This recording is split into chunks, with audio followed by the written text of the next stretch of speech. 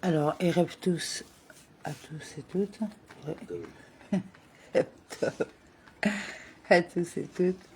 Excusez-moi pour le lapsus. Donc, toujours pour l'élévation de Georges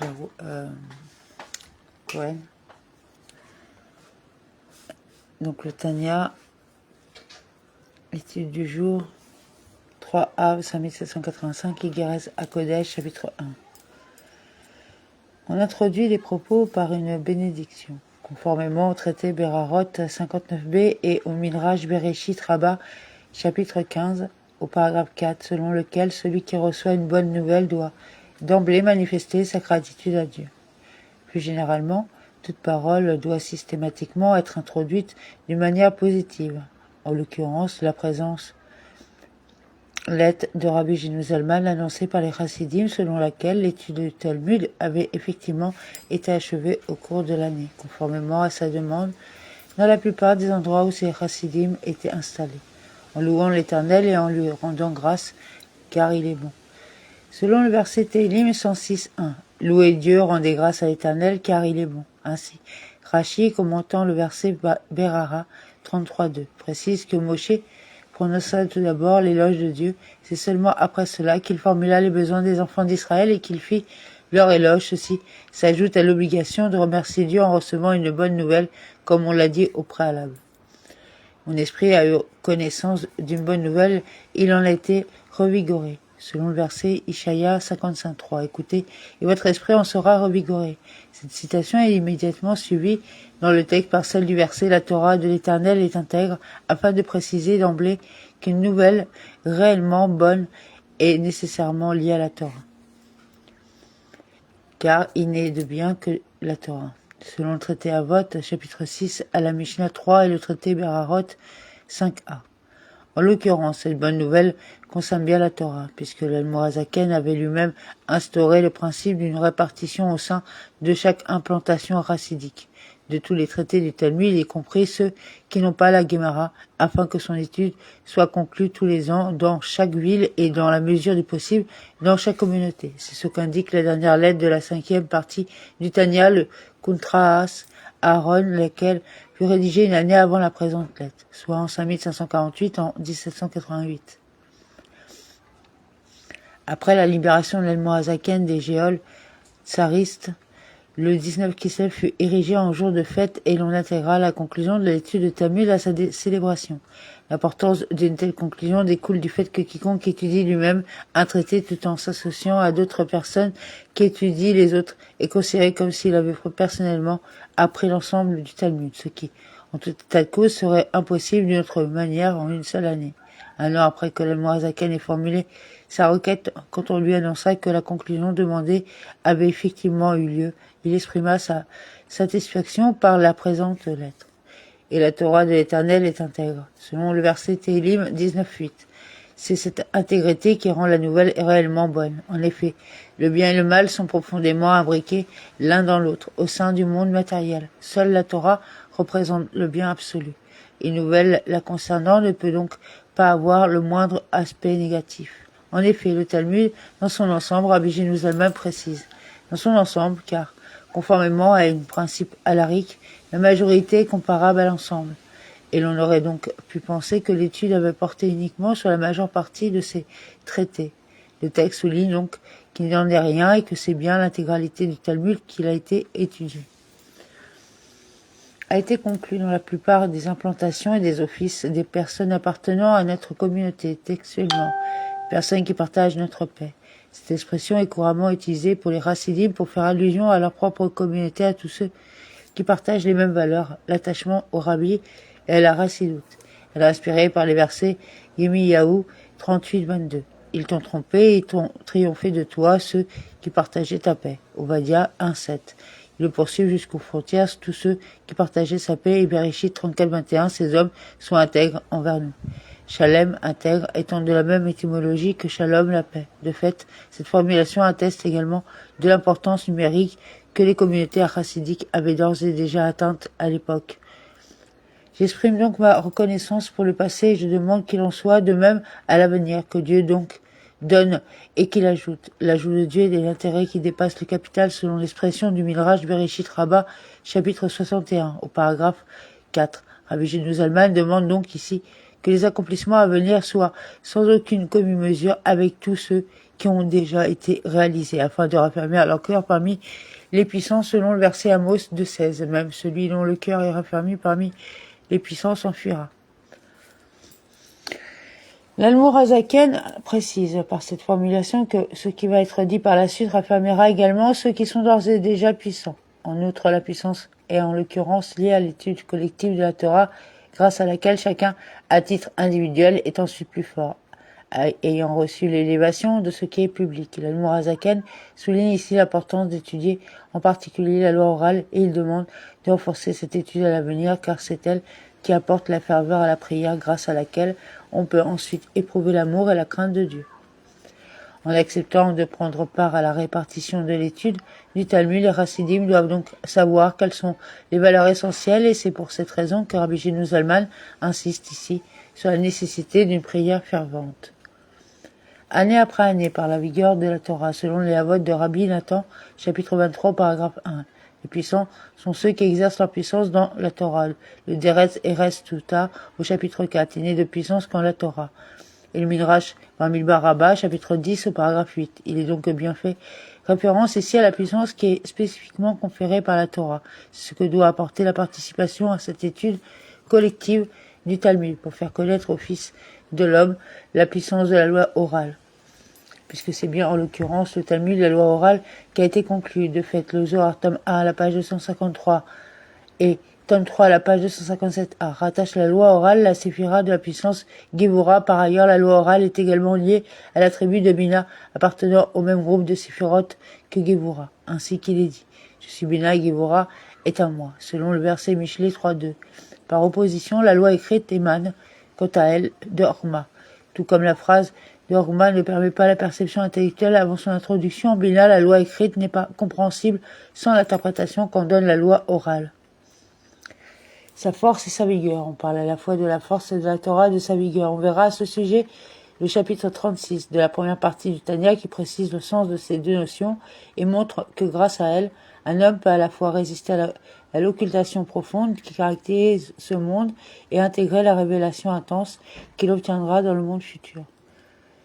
Le roi Shlomo, puisse-t-il reposer en paix, a expliqué. Elle a 5 hanches de puissance. Michelet 31-17, la femme vaillante à laquelle ce verset fait allusion est l'ensemble des âmes juives. Celle-ci se scinte les hanches par la puissance de la Torah et de la sorte, elle renforce ses bras, son amour et sa crainte de Dieu. Selon l'explication qui sera donnée de cette expression par la suite, plus précisément, les deux hanches font allusion à la foi, qui est le socle sur lequel se dresse l'intellect, l'amour et la crainte de Dieu, tout comme le corps se tient sur les deux jambes. La ceinture qui est placée sur les hanches afin de la raffermir correspond à la puissance de la loi orale, laquelle émane de la volonté du Très-Haut, issue du Keter, la couronne qui surplombe l'enchaînement des mondes. Les hanches sont l'élément qui soutient tout le corps, avec la tête reposant sur elles. Ce sont elles qui portent l'homme et qui le font avancer, arriver à l'endroit de sa destination. Or, ce qui est vrai pour le corps, dans sa dimension physique, s'applique aussi à l'âme divine, dans sa spiritualité, à la foi sincère en l'éternel, unique en l'un sauf. Béni soit-il qui emplit les mondes, même allé, et qui entoure les mondes sauvèves, car nul endroit n'est vide de lui. Selon le Tikkun Zohar, Tikkun 57 à la page 91b, et Tikkun 70 à la page 122b. Il n'est pas de lieu, même le plus inférieur, en lequel Dieu ne soit pas. Sa présence au sein de la création est à la fois immanente, même allée, et transcendante, sauvève. Toutes ces notions ont été largement commentées dans la première partie du Tanya, en haut sans fin et en bas sans limite, de même qu'aux 4 points cardinaux d'une manière véritablement infinie. Ainsi, la lumière du Un-Sof peut connaître la plus haute élévation au point de transcender l'enchaînement des mondes et simultanément s'introduire dans le point le plus bas de la création, lequel la divinité est totalement occultée par la matière. Ceci justifie que la création des mondes n'ait opéré aucun changement en Dieu, ainsi qu'il est dit. Dans le rituel quotidien de la prière, tu étais avant la création du monde. Tu restes le même après cette création. Il en est de même également pour l'âme et pour l'année, comme on le sait. Selon le Sefer Yetzira, chapitre 3, au paragraphe 3, la création se décline en effet en 3 dimensions, l'âme, l'espace, en l'occurrence en haut, en bas, aux 4 points cardinaux, Shana, le temps, Nefesh, l'âme, la force vitale. Les initiales de ces trois mots forment Hachan, la fumée Tam, qui fait allusion à la fumée émanant du sacrifice des encens offerts dans le Saint des Saints. L'espace le plus élevé du monde à Yom Kippour, le temps le plus élevé de l'année, par le grand prêtre possédant l'âme la plus élevée. Tout comme Dieu est unique et infini dans l'espace, il est aussi dans le temps et dans la vitalité qui insuffle à la création. Cette foi correspond au niveau des hanches qui soutiennent la tête et qui lui permettent de se dresser. Il fait allusion ici à la foi véritable en le Dieu unique et infini, béni soit-il. Tout comme les hanches soutiennent la tête, cette foi sous-tendent la compréhension. C'est-à-dire que le traité Makot 24a dit Habakkuk 20 et formula tous les préceptes en un seul principe, le sadique vit par sa foi. Il en résulte que la foi est bien le principe premier duquel découlent toutes les étapes suivantes du service de Dieu. On verra à ce propos le chapitre 33 de la première partie du Tanya. Celle-ci figurant l'intellect qui médite et qui approfondit sa connaissance de la grandeur du Un-Sof, béni soit-il, dans les dimensions du monde, de l'année et de l'âme, du fait que sa grande bonté et ses merveilles s'exercent envers nous, que nous sommes, le peuple qui lui est proche, Télim 148-14. Le moindre détail de l'existence d'un juif dépend donc directement de la volonté de Dieu, de sorte que rien n'est livré au hasard. C'est du fait de cette proximité qu'il est dit que tous leurs malheurs sont ses malheurs, que nous nous attachons véritablement à lui, selon notamment les versets d'Évarim 4.4, vous êtes attachés à l'Éternel votre Dieu, tout vivant en ce jour. D'Évarim 10.20, attache-toi à lui seul, ne jure que par son nom. D'Évarim 11.22, en vous attachant en lui. D'Évarim 13.5, c'est lui que vous servirez, à lui que vous vous attacherez. D'Évarim 30.20, aime l'Éternel ton Dieu, écoute sa voix et attache-toi à lui.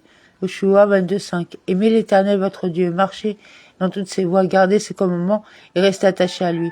Yoshua 23.8, c'est à l'Éternel votre Dieu seul que vous devez vous attacher. Yimaou 13.11, je m'étais attaché toute la maison d'Israël et toute la maison de Yehuda, dit l'Éternel. Il est bien clair que cet attachement est le résultat de l'étude de la Torah et de la pratique des mitzvot. On connaît l'enseignement selon lequel un moment de teshuva et de bonne action dans ce monde est préférable à tout le monde futur, traité à Avot, chapitre 4 à la Mishnah 17. Le monde futur est ici le Gan Eden, le lieu moral en lequel se trouvent les âmes après leur existence physique. On verra à ce sujet le chapitre 4 de la première partie du Tanya. En ce qui en fait, la valeur est précisément l'action concrète totalement absente du Gan Eden, lequel n'est qu'un reflet, qu'un éclat de ce qui est appelé la Shérina, la divinité qui réside. Selon le verset Vaïkra 16-16, la tente d'assignation réside avec eux au sein de leur impureté. Ainsi, la Shérina demeure dans le monde matériel en lequel elle vivifie les créatures, alors que le monde des âmes ne reçoit qu'un reflet de la lumière de Dieu. C'est pour cela qu'une action concrète menée ici au sein de l'occultation imposée par Dieu à la matière du monde prend une valeur particulière. Bien plus, la révélation de la Shérina est toujours identique. Elle ne connaît pas de fluctuation, ainsi qu'il est dit. Moi, l'Éternel, je n'ai pas changé. Il en résulte que la Teshuvah et les bonnes actions ici-bas permettent systématiquement à l'homme d'atteindre la Shérina. En revanche, ces bonnes actions n'existent pas dans le monde des âmes duquel l'essence de la Shérina est absente.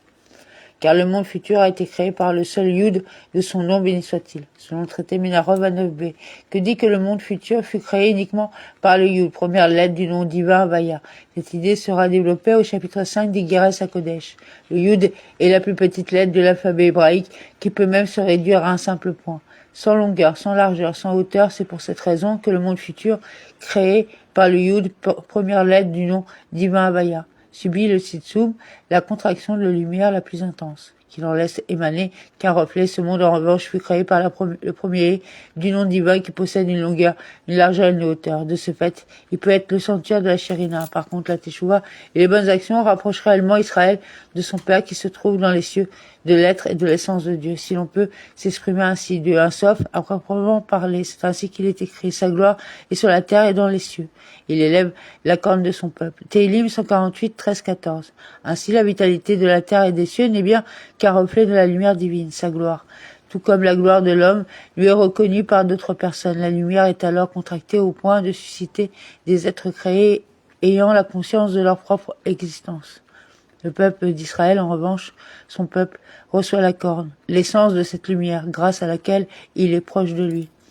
Il nous a sanctifiés par ses commandements et nous a ordonnés, selon le texte de la bénédiction qui est récité avant d'accomplir une mitzvah et qui définit la relation entre l'homme et Dieu, comme une sanctification comparable à celle du mariage. Tout comme la femme qui contracte une union devient ainsi liée à son mari et interdite à tous les autres hommes. Le juif qui accomplit la mitzvah se sépare par son acte de toutes les contingences du monde. C'est de cette manière qu'il peut recevoir l'élévation morale au sein même de la matière. Cette idée a été développée par le chapitre 46 de la première partie du Tanya. Puis, comme dans l'eau, le visage. Selon le verset Michelet 27-19, comme dans l'eau, le visage répond au visage. De même, le cœur de l'homme répond au cœur de l'homme, définissant une relation de réciprocité entre Dieu et l'homme. En l'occurrence, c'est en méditant au bienfait de Dieu envers les hommes que l'on éveille en soi le désir de s'attacher à lui. On verra à ce propos les chapitres 46 et 49 de la première partie du Tanya. Cette méditation donne naissance à une crainte et à un amour intellectuel ou naturel. Ces notions ont été définies par les chapitres 16 et 38 de la première partie du Tanya. Les sentiments sont naturels quand ils sont la révélation de ce que chaque juif possède toujours en lui, à l'état latent. Ils sont intellectuels lorsqu'ils résultent d'une profonde méditation à l'immense bonté de Dieu, dans le cas de l'amour, à sa grandeur incommensurable dans le cas de la crainte, de sorte que leur cœur s'écrie vers l'Éternel. Héra 2.18, c'est le cri du cœur, de celui qui est animé d'un profond désir de s'attacher à Dieu, d'une véritable soif pour lui. Ce cri est la preuve d'une prise de conscience véritable, susceptible de transformer la situation de l'homme par la suite, ou bien par les flammes du feu avec une flamme puissante. Selon le verset Shir Hashirim 8.6, dans ce second cas, il n'y a pas de prise de conscience soudaine et c'est alors la réflexion de l'homme qui met en éveil la soif intense et extatique de Dieu, qui est définie par ce passage, une phase extatique suivie par la réintégration de la matière. Selon le verset Ézéchiel 1.14, les anges allaient et venaient tel l'éclair. En ce sens, l'aller est un amour extatique de Dieu qui conduit à rejeter la matière pour s'attacher à lui. Puis la venue permet de réintégrer le monde matériel afin d'y mettre en pratique la Torah et les mitzvot d'une manière concrète. Cette pratique étant la finalité de la création, on peut en déduire que la seconde phase est plus élevée que la première. En outre, la première phase n'est motivée que par l'amour, alors que la seconde intègre également la crainte. On retrouve systématiquement en chaque accomplissement la complémentarité de ces deux phases, celle de l'élévation qui apporte les forces spirituelles de l'action et celle de la descente qui lui est consécutive et qui permet de mettre en pratique les forces ainsi acquises, grâce à laquelle on a peur en son cœur et l'on a honte face à sa grandeur, face à son honneur en faisant ce qui est mal à ses yeux. Il s'agit ici d'un stade plus profond de la crainte de Dieu, la crainte inspirée par la honte, résultant d'une méditation approfondie alors que la peur est une émotion plus première, plus immédiate, prenant naissance et directement dans le cœur. C'est le niveau auquel la main gauche repousse.